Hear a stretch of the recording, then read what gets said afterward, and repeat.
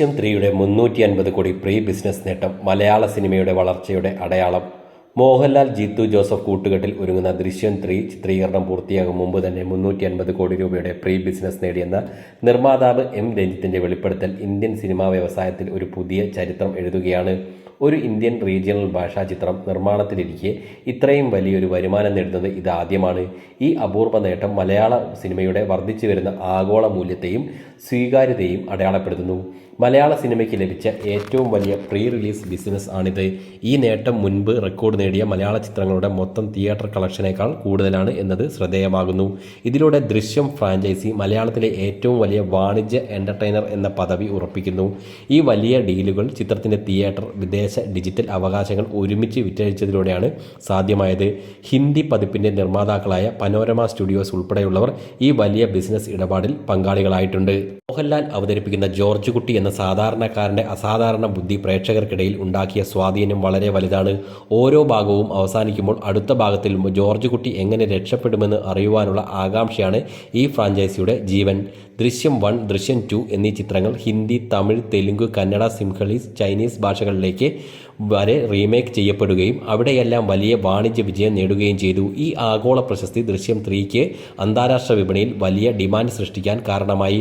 ഓരോ സിനിമയിലും ആകാംക്ഷയുടെ മുൾമുനയിൽ നിർത്തുന്ന മികച്ച തിരക്കഥകൾ ഒരുക്കുന്ന ജീത്തു ജോസഫിന്റെ സംവിധാന മികവും ഈ വിശ്വാസ്യത വർദ്ധിപ്പിക്കുന്നു. ബ്രാൻഡ് മൂല്യം കാരണം ചിത്രം പൂർത്തിയാകും മുമ്പ് തന്നെ അതിന്റെ അവകാശങ്ങൾ നേടാൻ വിതരണക്കാരും OTT പ്ലാറ്റ്ഫോമുകളും മത്സരിക്കുന്നു. ദൃശ്യം 3യുടെ 350 കോടി രൂപയുടെ പ്രീ ബിസിനസ് നേട്ടം മലയാള സിനിമാ വ്യവസായത്തിന് മൊത്തത്തിൽ ഒരു പുതിയ വഴിത്തിരിവും ഉത്തേജനവുമാണ് നൽകിയിരിക്കുന്നത്. മലയാള സിനിമയുടെ വിപണിയെ കേരളത്തിന് പുറത്തും ഇന്ത്യയിലെ മറ്റു സംസ്ഥാനങ്ങളിലും അന്താരാഷ്ട്ര തലത്തിലും എത്രത്തോളം വ്യാപിപ്പിക്കാൻ സാധിക്കുമെന്ന് ഈ നേട്ടം തെളിയിക്കുന്നു.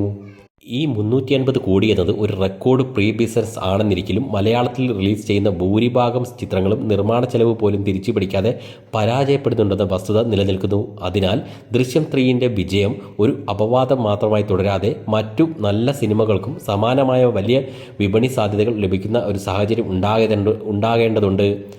സിനിമ വലിയ വാണിജ്യ വിജയം നേടുമ്പോൾ ടാക്സ് രൂപത്തിൽ സർക്കാരിനാണ് ഏറ്റവും വലിയ സാമ്പത്തിക നേട്ടം ലഭിക്കുന്നത്. നിർമ്മാതാക്കൾക്ക് ലാഭത്തിൻ്റെ 1/3 മാത്രമാണ് ലഭിക്കാറ്.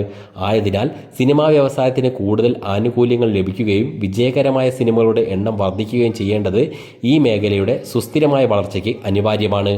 ഇത്രയും വലിയൊരു പ്രീ ബിസിനസ് നേട്ടം ചിത്രത്തിന് മുകളിൽ അമിതമായ പ്രതീക്ഷയുടെ ഭാരം വെക്കുന്നുമുണ്ട്. പ്രേക്ഷകരുടെ ആകാംക്ഷയ്ക്കൊത്തുള്ള ഒരു ക്ലൈമാക്സ് നൽകാൻ ചിത്രത്തിന് കഴിഞ്ഞില്ല എങ്കിൽ അത് ഫ്രാഞ്ചൈസിയുടെ മൊത്തത്തിലുള്ള വിശ്വാസ്യതയെയും ബാധിച്ചേക്കാം. ദൃശ്യം 3യുടെ 350 കോടി പ്രീ ബിസിനസ് വിജയം മോഹൻലാലിൻ്റെയും ജിത്തു ജോസഫിൻ്റെയും ബ്രാൻഡ് ശക്തിയും മലയാള സിനിമയുടെ വർദ്ധിച്ചു വരുന്ന ആഗോള സ്വാധീനവും വിളിച്ചോതുന്നു. ഈ നേട്ടം ഒരു ഒറ്റപ്പെട്ട സംഭവമേ അവസാനിക്കാതെ മലയാളത്തിലെ മികച്ച സിനിമകൾക്ക് ലോകമെമ്പാടുമുള്ള വിപണികളിലേക്ക് വഴി തുറക്കുന്ന ഒരു പുതിയ വാതിൽ ആകട്ടെ എന്ന് നമുക്ക് പ്രതീക്ഷിക്കാം.